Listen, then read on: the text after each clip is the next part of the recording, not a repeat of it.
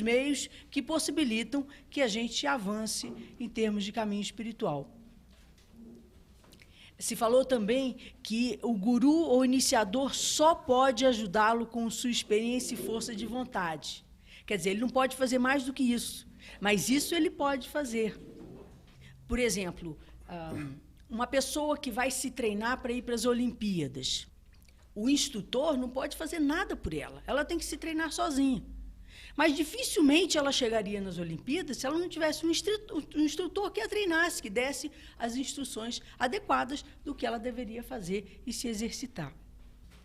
E depois, na segunda parte, se falou muito sobre a questão do desejo de instruir e da receptividade. A receptividade deve ser tão grande quanto o desejo de instruir, mostrando que, se por um lado é preciso condições físicas, magnéticas, astrais e mentais para a receptividade dos conselhos do mestre ou das instruções do mestre, uma condição psíquica de poder ser receptivo ao mestre, ao mesmo tempo, sem o altruísmo, sem a vontade de instruir, essa receptividade fica inútil, porque o mestre só vai ensinar a quem, por sua vez, quiser ensinar também, porque, como foi dito, o mestre não desperdiça esforços. Então, ele trabalha para a humanidade como um todo. Então, o trabalho dele é de treinador para outros instrutores.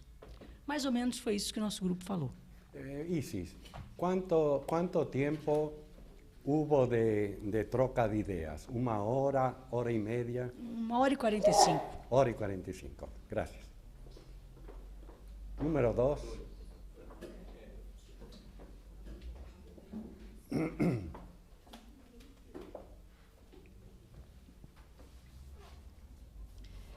O nosso grupo, número 2, ele foi composto de 9 pessoas, sendo 5 membros da Sociedade Teosófica e 4 simpatizantes. Então, foi um grupo assim, bastante diversificado, muito interessante. Nós começamos lendo novamente o texto, parte por parte, e estivemos dialogando durante mais ou menos 1h30 também. Aí, tratei de anotar, procurando retratar o mais fiel possível as discussões ocorridas.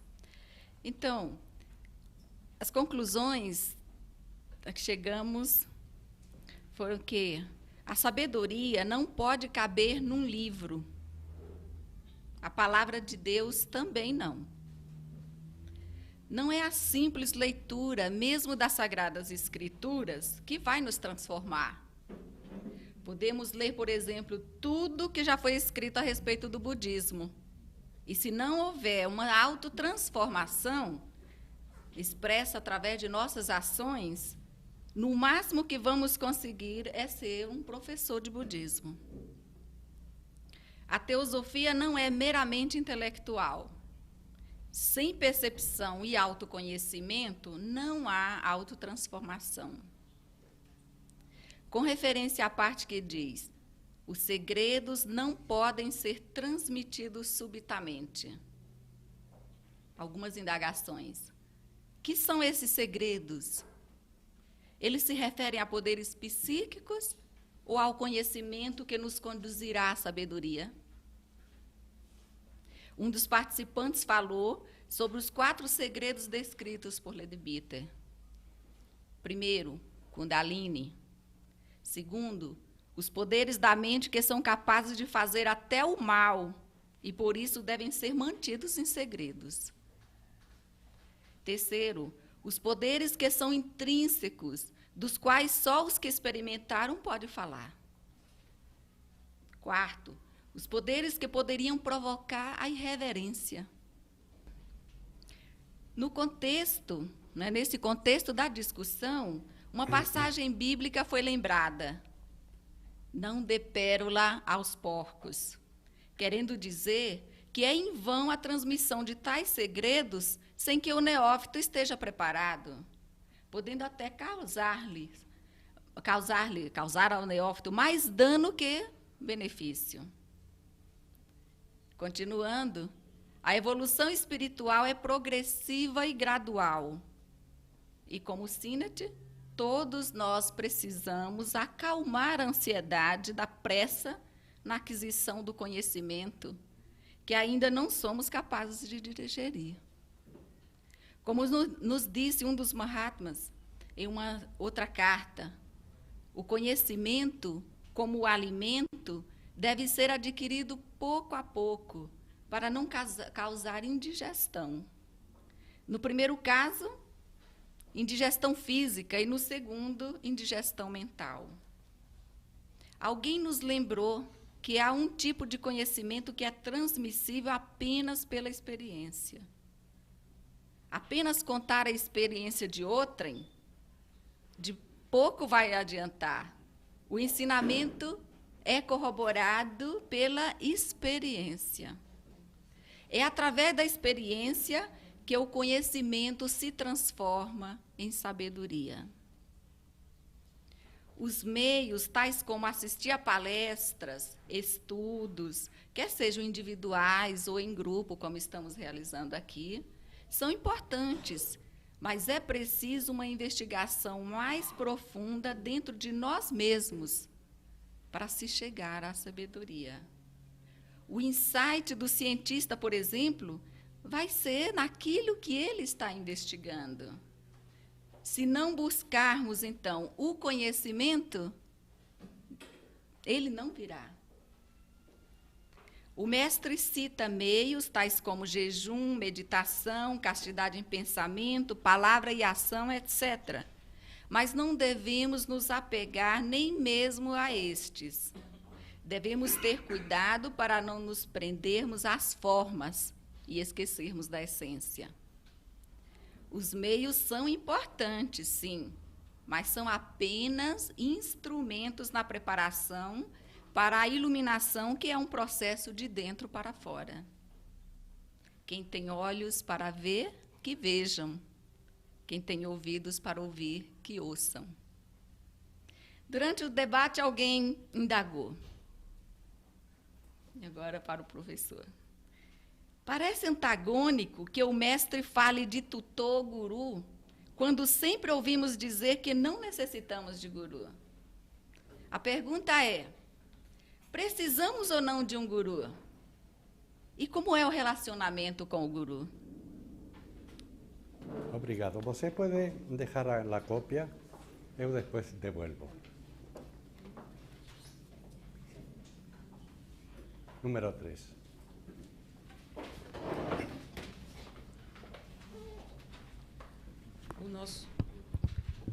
O nosso grupo foi composto de 10 pessoas.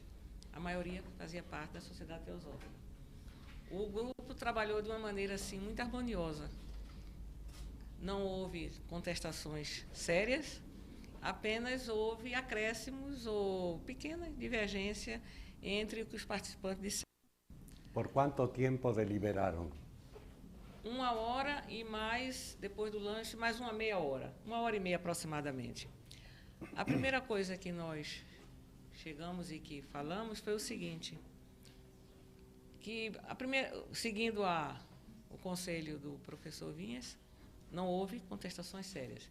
Então, quando nós pegamos assim nas cartas do mestre pela primeira vez, nós nos perguntamos se aquela correspondência travada há mais de um século poderia ser realmente de utilidade para a situação atual e as pessoas que estão agora na busca espiritual, ou se tudo aquilo que foi dito estaria fora do contexto atual. Então, nós nos colocamos na posição, como ele fez, na posição do Sinnett. A primeira coisa, então, é o seguinte: nós, de saídas, falamos dos defeitos do Sinnett, das faltas de qualidade do Sinnett, e queremos nos colocar fora da realidade Sinnett. Mas nós temos que chegar à conclusão que nós somos o Sinnett. Que possa ser que alguns dos nossos defeitos não sejam os defeitos dele, mas provavelmente nós temos também deficiências que ele não tinha. Então, a correspondência geralmente é de uma atualidade tremenda, porque o caminho para os conselhos e o que devemos fazer para o caminho espiritual é praticamente o mesmo do que foi no tempo, acho que, de Pitágoras, do que foi no tempo da Blavatsky, do é o nosso tempo atual. Então, nós nos coloquemos na posição do Sinécure de Rumes e aceitemos a carapuça do que ele tinha a aprender, do que ele precisava adquirir, que é mais ou menos o que nós precisamos. Nós que somos candidatos a candidatos. Quando eu digo nós, eu estou querendo aqui me referir a mim, né? Quer dizer, eu sou. Bom, então, uma coisa que foi muito citada, que todos concordaram, é o seguinte, que a iluminação tem de partir de dentro da pessoa. Pode haver práticas auxiliares, meditação, jejum, leitura, tudo, mas se a pessoa não tiver aquela disposição interna, se a pessoa não se propuser a consertar seus defeitos, ou pelo menos atenuá-los, e procurar adquirir certas qualidades que nós achamos indispensáveis, que a coisa realmente não pode vir. Outra coisa também é o seguinte, na conjuntura atual, nós, se de um lado achamos que, como a sociedade teosófica e outra, aconselha muita precaução, muita prudência em se divulgar essas verdades, essas meias-verdades, para alguns somente que são dignos, como sempre foi exigido e sempre como se foi antigamente, ou se nós vamos embarcar nessa conjuntura atual que acha que a coisa deve ser dada para todos, de uma maneira muito aberta, e que cada um, então, que escolha o que deve ser ou não deve ser aceito e faça o que não deve ser feito. A coisa assim muito livre, cursos de esoterismo em uma semana, e iniciações à custa de problema financeiro, etc, etc. Então, todos ficaram concordes que realmente o sigilo tem que ser resguardado, que os conhecimentos têm que ser passados, não podem ser transmitidos subitamente. Provavelmente nós vamos levar várias encarnações para poder aprendê-los, que a coisa não pode ser dada por livros, que mesmo a transmissão oral tem que ser feita paulatinamente, tem que ser feita com precaução, e que a orientação de uma pessoa mais experiente, ou física, ou intuicionalmente, tem que ser respeitada. Um ponto que foi focalizado foi a questão da mente concreta. Então, foi argumentado, foi proposto que a mente concreta é um obstáculo, que a mente concreta atrapalha. Mas foi também ponderado que a mente é uma ferramenta importante, que a mente, na atualidade, é o que nos distingue e nos eleva de um passo que foi o reino animal. Então, nós temos uma mente que tem que ser utilizada, mas tem que ser utilizada com precaução, com sabedoria. Em vez de nós atrelarmos a mente ao plano astral, à cama, às emoções, aos sentimentos não muito refinados, nós temos que procurar harmonizar a mente, silenciar a mente, para que a luz vindo de cima de Buda ilumine a mente e nos transforme numa condição que seja possível galgar degraus superiores. E outra coisa também que foi frisado é que, embora todas essas práticas de jejum, de meditação, de livro, de leitura ajudem, elas não garantem a espiritualidade. A pessoa pode ler muito, a pessoa pode jejuar o dia todo, vários dias, pode achar que está meditando durante muito tempo, e se intimamente a pessoa não tem aquelas condições favoráveis, não tem aquelas qualidades, pelo menos se não tem, mas que tem o intuito, tem a vontade de desenvolvê-las, nós não vamos chegar muito longe. Ao passo que nós podemos ver pessoas que não são nem da sociedade teosófica, como eu tive conhecimento, inclusive, na minha família, que não são da sociedade teosófica, que, inclusive, são até ateus praticamente, e são tão boas de sentimento, e são tão boas de comunicação, e são tão boas do tratar com outras pessoas, que levam a vida, talvez, com mais dignidade, ou vamos dizer assim, do que mesmo muitas pessoas que frequentam certos movimentos espiritualistas. Outra coisa também que ficou falado foi que foi lembrado que, como muito bem, se não me engano, foi a Velide que falou, que hoje em dia nós devemos, então, abrir, vamos dizer assim, as pessoas que fazem parte dos grupos e fazem parte dessa história, têm muita coisa a contribuir. Às vezes, pessoas que estão começando, às vezes, pessoas que não são nem filiadas à sociedade, mas que, às vezes, têm um pensamento, têm uma maneira de agir que pode ajudar ao desenvolvimento do grupo. E, finalmente, ficou, então, a dúvida de que maneira poderíamos ser transferidas ou ser comunicadas essas verdades. Nós, então, achamos que a verdade final realmente não esperemos que nós podemos alcançá-la, pelo menos na presente encarnação, para a maioria das pessoas no momento atual. Mas que qualquer aquisição, qualquer passinho, nem que seja um meio passo que a pessoa dê numa encarnação, é uma coisa importante no caminho que nós pretendemos, possivelmente, e que achamos que vamos alcançar, como ele diz, na final e na quinta iniciação. Não sabemos quantas encarnações, se ainda temos umas 2 rondas, né, e meia, cadeias e tudo, mas nós esperamos que... Temos que ter fé, temos que ter esperança que um dia nós vamos chegar lá. Eu acho que foi mais ou menos isso. Se alguém do grupo quiser fazer algum acréscimo do que nós comentamos, eu estou aqui aceitando. Obrigado. Bien, en la sesión de la tarde, a las 3 de la tarde, voy a hacer algunos comentarios a los informes de las personas que han actuado como coordinadores. Y ahora vamos a pasar al estudio de esta mañana, porque esta mañana van a volver a reunirse los equipos. Y vamos a trocar ideas sobre la segunda parte del fragmento escogido de las cartas de los maestros. Yo voy a pedir a Baljir que nos lea, después de Suprema Iniciação, a partir de aí.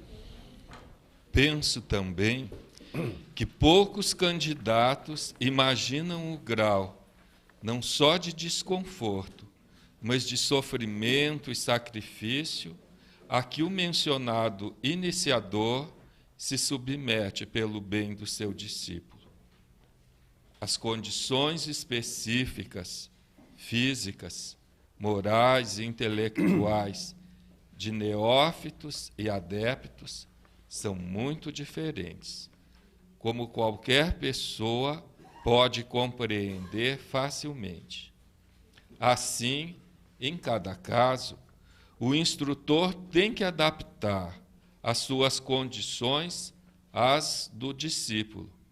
E a tensão é terrível, pois para conseguir êxito, temos que nos colocar em plena sintonia com o indivíduo em treinamento.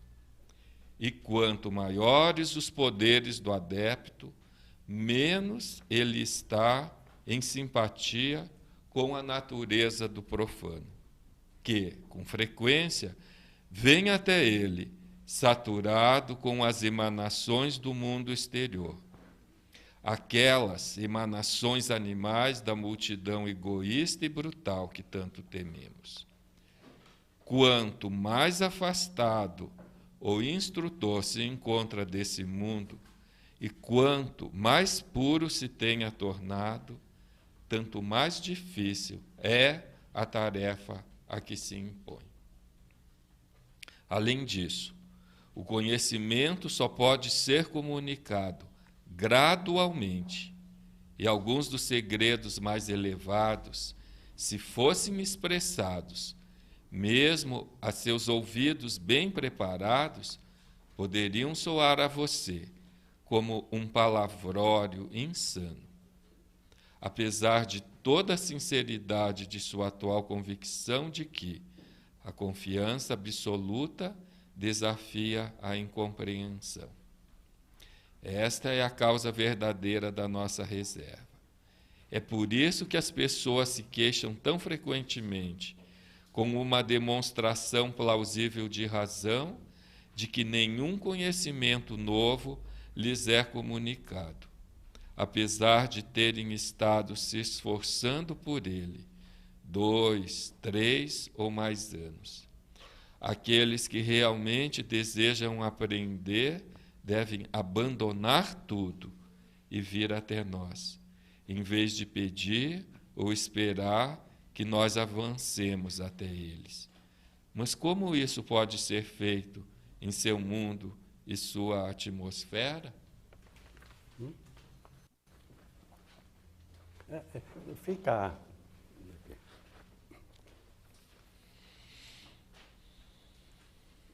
Bueno, este fragmento es breve, pero es de una riqueza que a primera vista quizás no la veamos.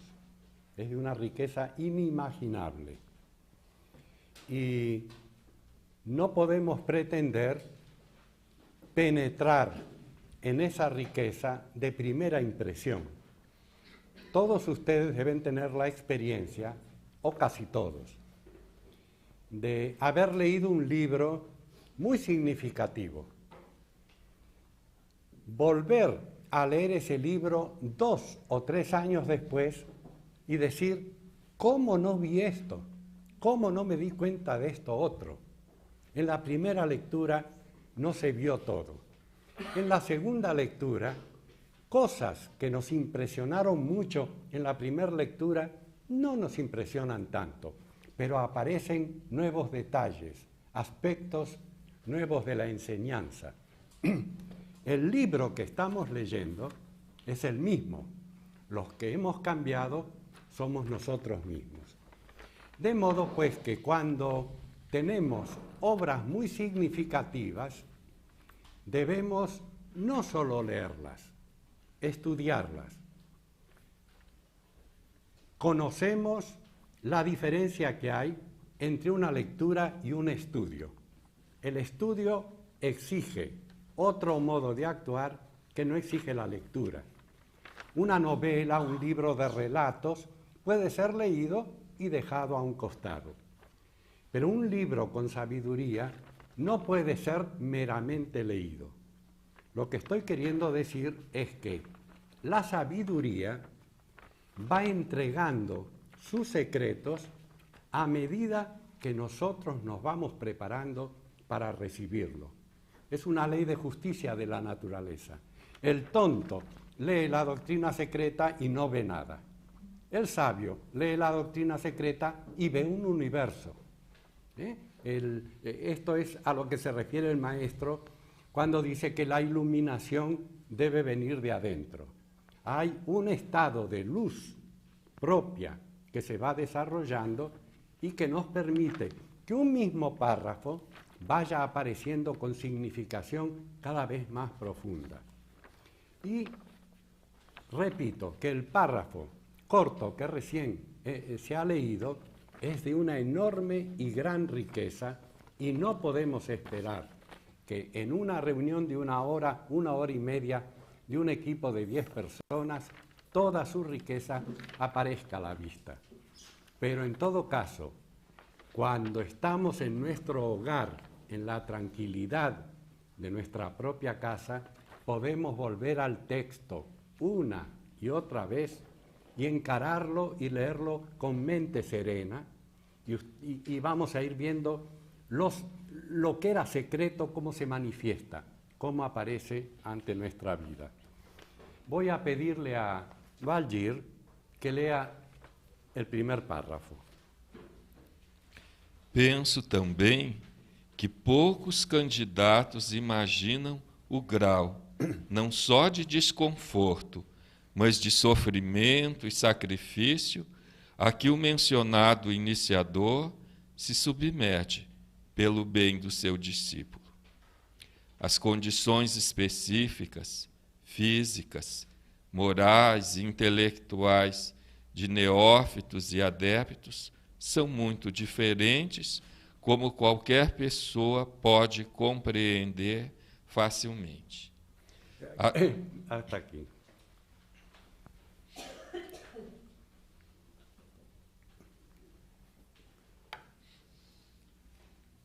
nos damos cuenta que las diferencias entre los seres humanos a veces son abismales, son muy grandes. Es común poner como ejemplo un bosquímano, un salvaje de Australia, y Einstein, o Rabindranath Tagore, o uno de esos grandes personajes que han contribuido tanto al progreso del mundo. Entre este ser incipiente que vive en un árbol y que no se cuelga del árbol porque no tiene cola, pero que está más perto del reino animal, propiamente dicho, que del reino humano, y entre una de estas grandes figuras que podemos citar, que por su brillo intelectual, por su amor a la humanidad han contribuido tanto, la diferencia de evolución es abismal. Es como el que recién está empezando y el que está terminando. Hay un ciclo de evolución entre este y aquel que hace, veamos bien, que el bosquímano, el salvaje, el cafre, no pueda aprovechar lo que le tendría que decir Einstein. Alberto Einstein, escapando del nazismo, fue a Estados Unidos de Norteamérica, donde encontró paz y encontró un ambiente muy permisivo. Fue muy atendido, muy agasajado, se le dieron las mejores condiciones para que lo que él tenía en su mente pudiera desarrollarlo. Cuando él dio a conocer sus enseñanzas, que fueron fundamentales para el desarrollo de la ciencia moderna, fue tentado para hacer disertaciones en todo el mundo. Ustedes saben cómo organiza el norteamericano las cosas para obtener un provecho financiero y en una palabra, para actuar de acuerdo con un criterio de publicidad, de conocimiento. De modo que una compañía lo tentó a Einstein y Einstein aceptó hacer una gira de conferencias por muchos países del mundo. Ignoro si estuvo en Brasil, en Argentina estuvo. Yo lembro que tendría 12 o 15 años de edad y mi padre hablaba de las conferencias, de las palestras que Einstein estaba dando en la Universidad de Buenos Aires. Él tuvo tanto éxito de público que la muchedumbre no pudo entrar al salón de conferencias y rompió las llanelas para poder escuchar las disertaciones de Einstein. Tuvo que intervenir la policía, fue una gran cantidad de gente. Así ocurrió en otras partes del mundo. Cuando Einstein terminó su gira y volvió a Estados Unidos, la compañía que había organizado el Giro le dijo: el Giro ha tenido tanto éxito que ahora hay que estar pensando en un segundo Giro, en una organización de un nuevo viaje por tantos países, por nuevos países. Y Einstein dijo: no va a haber nunca más un Giro, no va a haber más disertaciones. La gente en todas partes vino a ver ese fenómeno que se llama Alberto Einstein, pero nadie entendió nada de lo que yo dije. Como un hombre inteligente que era, él se dio cuenta de que, ¿para qué iba a hablar si el otro no entiende? Hay una capacidad de entender, y esa capacidad de entender no la da nadie más que la vida. Ahí había una pregunta en uno de los equipos si hace falta un maestro. Hace falta muchos maestros, pero hay uno que no podemos rechazar, a menos de que seamos cretinos. Y ese maestro es la vida. La vida es el gran maestro. Lo que no aprendemos de un hombre sabio, la vida lo enseña. Se toma tiempo, pero termina enseñándolo. De manera que si no queremos ningún maestro, no podemos evitar a ese gran maestro que es la experiencia, que es la vida. Esto tiene que ver porque Imagínense por un momento, con un esfuerzo de nuestra imaginación, pensar la riqueza del mundo de Einstein. Él vivía en su interior, era un cosmos, era un microcosmos organizados, llenos de ideas, de universalidad, de espiritualidad. Todos sabemos que era un lector de la doctrina secreta de Elena Blavatsky. Tenía una gran vida interior. ¿Cómo este hombre podía relacionarse con personas vacías, superficiales, sin ninguna profundidad, sin la preparación y la infraestructura intelectual para entender las ideas que hervían en la mente de Einstein? La naturaleza misma impone esas separaciones.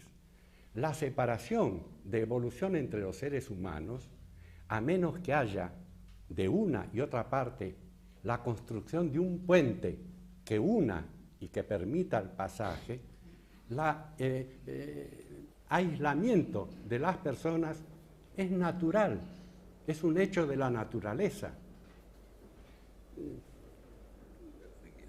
Quizás ustedes, los que son aficionados al cine, recuerden una película de un director italiano que se llamaba Michelangelo, vive, Antonioni, y la película se titulaba La Noche. Es una película que transcurre entre un atardecer y el amanecer del día siguiente. Y es un drama muy serio en un matrimonio. Esa mañana, la esposa se despierta, ve a su marido en el lecho y se da cuenta que es un desconocido. En realidad son un desconocido el uno para el otro. Pero es un matrimonio, han vivido juntos, han dormido juntos, han pasado una cantidad de años juntos. Sin embargo, la sintonía no existió y entonces podemos encontrar que es posible estar físicamente junto a otro y estar solos. Porque hay una soledad física y hay una soledad psicológica, como todos nosotros sabemos. Si hay soledad psicológica, podemos estar en una multitud y sentirnos solos. Eso no depende de con quién estemos acompañados y cómo estemos acompañados. Este impedimento de sintonizar, de tener una relación de carácter interno, y si la relación de carácter interno no se establece, todas las uniones físicas son inestables. No hay garantía de que duren para siempre. Si no hay comunicación interior, las cosas pueden no durar mucho y de hecho no duran mucho.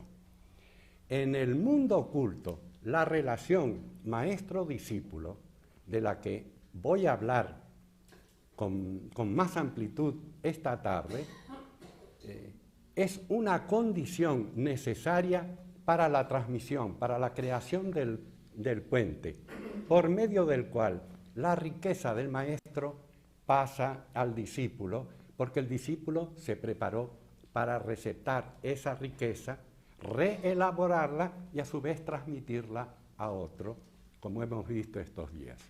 Esto es parte de una reflexión sobre lo que vamos a estudiar esta mañana. Assim, em cada caso, o instrutor tem que adaptar as suas condições às do discípulo. E a tensão é terrível, pois para conseguir êxito, temos que nos colocar em plena sintonia com o indivíduo em treinamento. E quanto maiores os poderes do adepto, menos ele está em simpatia com a natureza do profano, que, com frequência, vem até ele, saturado com as emanações do mundo exterior, aquelas emanações animais da multidão egoísta e brutal que tanto tememos. Quanto mais afastado o instrutor se encontra desse mundo, e quanto mais puro ele se tenha tornado, tanto mais difícil é a tarefa a que se impõe. Além disso, o conhecimento só pode ser comunicado gradualmente. Hasta aquí. El conocimiento solo puede ser comunicado gradualmente, grado por grado. Es el opuesto de antes que hablaba que no podía ser súbitamente. No puede ser súbitamente. Y esto tiene que ver con una pregunta de uno de los equipos a la que también vamos a referirnos con más extensión, como es el tipo de relación, de la relación maestro-discípulo, y también de algunas lecturas de libros teosóficos que implican que cuando uno es aceptado como discípulo, ya conoce todo el pensamiento del maestro, lo cual nos hace dudar porque entonces uno sería un maestro, si es capaz de captar toda la riqueza del pensamiento de un adepto. La verdad es que en la aspiración y probación para el discipulado hay etapas, que en el discipulado, el discípulo aceptado hasta que es conducido a la primera gran iniciación, hay una serie de etapas. Es gradual la cosa. No es que me convierto en maestro y ahí se me da todo súbitamente. Se da lo que necesito, lo que puedo asimilar, lo que puedo reelaborar para pasar al otro grado, y al otro, y al otro. Porque la evolución es ese crecimiento continuo que no se detiene, pero que no avanza revolucionariamente, sino evolucionariamente. Podemos seguir. E alguns dos segredos mais elevados, se fossem expressados, mesmo a seus ouvidos bem preparados, poderiam soar a você como um palavrório insano, apesar de toda a sinceridade de sua atual convicção de que a confiança absoluta desafia a incompreensão. Hasta ahí. Este es un párrafo muy especial dirigido al señor Sinet. El maestro le dice que si él le comunicara todos los secretos, acá debo detenerme y decir que los secretos a que se están refiriendo no son los secretos filosóficos de la enseñanza esotérica. En los sistemas del Sankhya y del Vedanta en la India, en el budismo, sobre todo en el budismo del norte, Platón y otros grandes filósofos iniciados han dado las pautas de la enseñanza filosófica. De modo que si uno lee el Timeo de Platón, dice, esto es un libro de teosofía.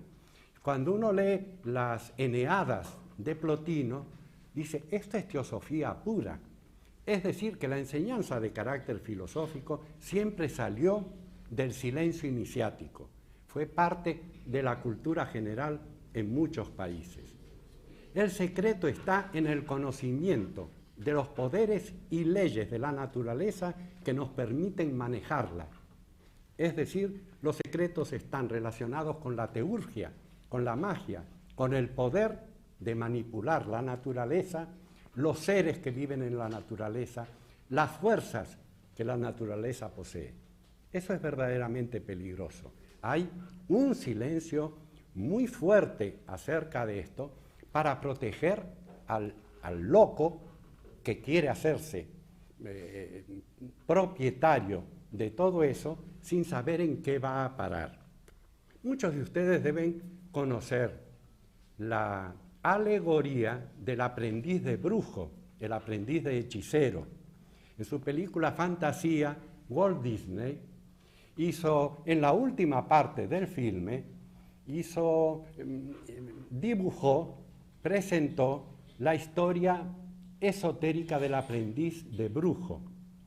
El mago tenía un aprendiz que no era muy responsable y que veía cómo su maestro accionaba con las fuerzas de la naturaleza y producía fenómenos extraordinarios.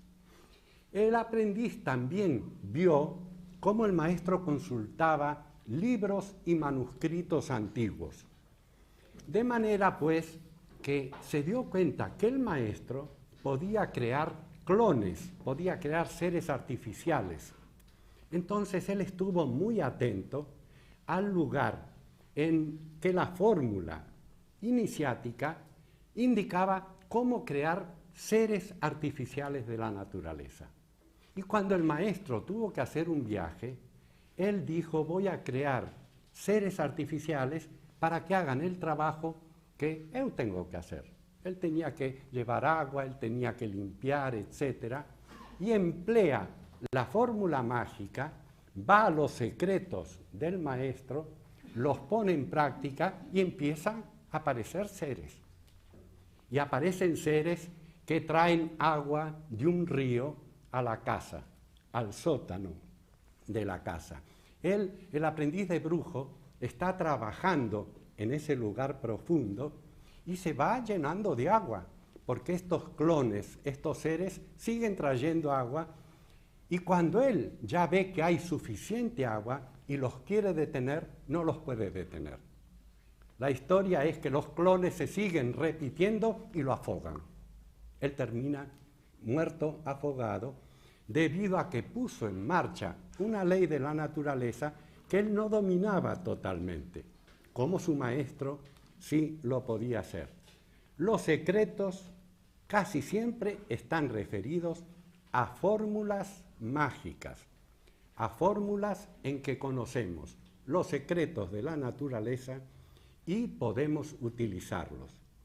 Y para eso es absolutamente indispensable tener un maestro que nos guíe sin peligro en el desarrollo de esos secretos. Nadie en la historia de la humanidad hasta ahora consiguió desarrollarlos sin peligros él solo. Esto es como en química y como en ciencias físicas, que un maestro nos ahorra mucho trabajo, nos indica de cómo mezclar elementos, cómo hacer determinadas pruebas, no corremos peligro porque el maestro nos está vigilando y llegamos a resultados y podemos empezar a experimentar en los procesos de la naturaleza por nosotros mismos. Sí, leo. Esta é a causa verdadeira da nossa reserva. E é por isso que as pessoas se queixam tão frequentemente, com uma demonstração plausível de razão, de que nenhum conhecimento novo lhes é comunicado, apesar de terem estado se esforçando por ele 2, 3 ou mais anos. Hasta ahí.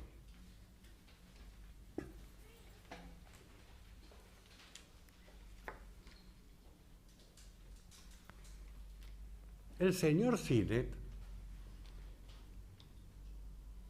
tenía en su casa, viviendo en su casa por temporadas de un mes, 15 días, 2 meses, a la señora Elena Blavatsky. Esto sucedía en la ciudad de Allahabad.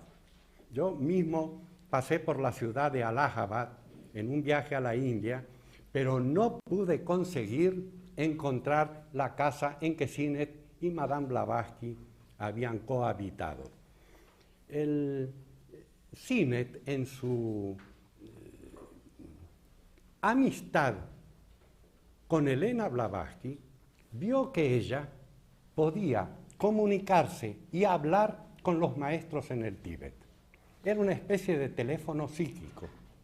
Lo hacía con frecuencia, inclusive a veces pedía alguna opinión para contestar preguntas que el señor Sinet le hacía. Entonces el señor Sinet le dijo, ¿cómo yo me puedo comunicar con los maestros? ¿Cómo hace usted para estar en comunicación telepática y poder mantener una conversación con sus maestros? ¿Cómo yo podría hacerlo? Hay una carta en las cartas a Sinet donde el maestro le dice, nosotros nos podríamos comunicar como la señora Blavatsky se comunica conmigo, pero usted tendría que hacer esto, esto, esto Y estas 4 cosas que usted tendría que hacer le van a parecer como una locura, como una cosa anticientífica, como una imposibilidad. Esto es porque todo este párrafo está dirigido a Sinet y en determinado momento se dice que es un palabrerío insano, el de la ciencia oculta. Usted tomaría esto como un palabrerío insano, a pesar de toda la fe y de todo el amor y de toda la confianza que usted me tiene. Estos son detalles que si nosotros somos Sinet, vamos a tener que tenerlos en cuenta cuando trocamos ideas. Sim. Aqueles que realmente desejam aprender devem abandonar tudo e vir até nós, em vez de pedir ou esperar que nós avancemos até eles. Mas como isso pode ser feito em seu mundo e sua atmosfera? Bien, ese abandonar todo, me gustaría que los equipos lo examinaran, lo analizaran.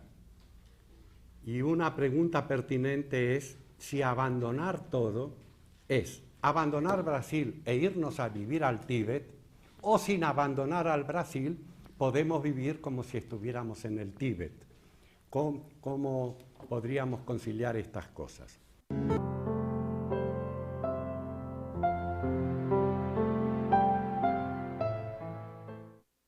A Sociedade Teosófica trabalha há mais de 100 anos em 60 países do mundo em busca do ideal da fraternidade universal.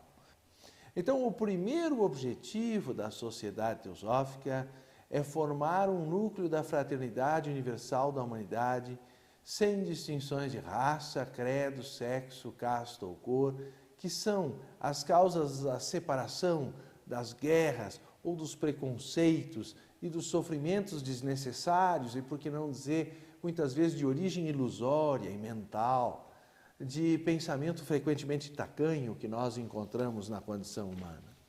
Mas foi dito nas escrituras originais que inspiraram o movimento teosófico que é a humanidade que é a grande órfã, a única deserdada sobre essa terra, e é dever de todo homem capaz de um impulso altruísta fazer algo, por menor que seja, pelo seu bem-estar. Isso quer dizer que os sofrimentos que há no mundo hoje, os mais agudos, são oriundos, antes de mais nada, de uma falta de convívio fraternal e que as coisas que estão aí não precisavam ser, evidentemente, desse jeito. Mas, como é dentro da mente humana que se criam essas ilusões separatistas, como é dentro da mente humana que se criam esses preconceitos, como é dentro da mente humana que se criam essas muralhas que separam as classes, as castas, as crenças e etc., que dividem o homem, as raças. Então, a Sociedade Teosófica entende importante também o seu segundo objetivo como auxiliar do primeiro, e esse segundo objetivo é encorajar o estudo de religião comparada, filosofia e ciência, buscando reintegrar nesse estudo o conhecimento humano num só campo harmonioso, de modo que não haja tendência ao dogmatismo religioso por um lado, ou ao materialismo científico pelo outro, ou ao mero racionalismo filosófico num campo intermediário, mas a interação desses três campos há de demonstrar que o universo não é um mero aglomerado fortuito de átomos, mas que existe alguma inteligência que orienta todo o princípio de expressão na natureza, pois que onde quer que a ciência pesquise, ela descobre uma lei. Também por isso o terceiro objetivo da Sociedade Teosófica é investigar as leis não explicadas da natureza e os poderes latentes do homem. Então nós entendemos que de alguma forma pela investigação destemida da verdade, nós podemos libertar o homem das superstições, deixando a ele a possibilidade de descobrir sua própria essência. E dessa maneira, libertar o homem de guerras desnecessárias, de separações criadas pela mente humana. Por isso, os antigos teósofos alexandrinos também não estavam apenas interessados numa crença religiosa. Eles estavam, isto sim, interessados em descobrir a verdade. O próprio lema da Sociedade Teosófica, não há religião superior à verdade, sugere que nenhum ritual, nenhuma escritura santa, nenhum tipo de crença específica em algum instrutor é mais importante do que a verdade que ele pretendia ensinar, a verdade transcendental, que alguns chamaram de sabedoria divina, que é a tradução mais literal da expressão teosofia, que no seu sentido abstrato é uma sabedoria viva que se corporifica no altruísmo da vida humana e não pode ficar restrita apenas ao estudo comparado de livros, mas depende da nossa investigação interior, de modo que a verdadeira teosofia não se encontra meramente nos livros, mas na capacidade de encontrar essas correspondências da natureza com a vida, para que nós possamos desvendar o seu próprio significado. Nessa busca pela verdade, nós devemos, portanto, buscar de uma forma independente, não sectária, num espírito de liberdade de pensamento, o caminho da harmonia e da paz entre todas as religiões e todos os povos. Essa é a essência da teosofia, é a paz.